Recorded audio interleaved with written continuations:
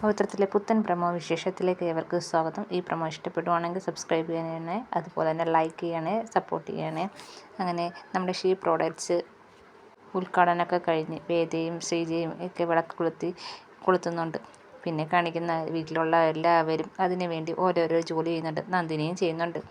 അച്ചമ്മയാണെങ്കിൽ പലഹാരങ്ങളിട്ട് കുടിക്കുകയൊക്കെ ചെയ്യുന്നുണ്ട്. കുറേ അടിപൊളി രംഗങ്ങളാണ് അടുത്ത ആഴ്ച വരാനിരിക്കുന്നത്.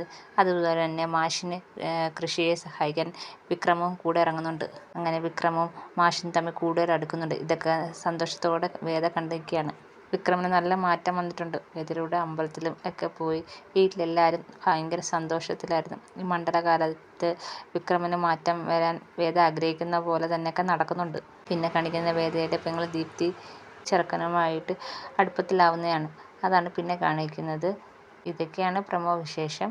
എല്ലാവർക്കും ഇഷ്ടപ്പെടുവാണെങ്കിൽ സബ്സ്ക്രൈബ് ചെയ്യണേ, സപ്പോർട്ട് ചെയ്യണേ.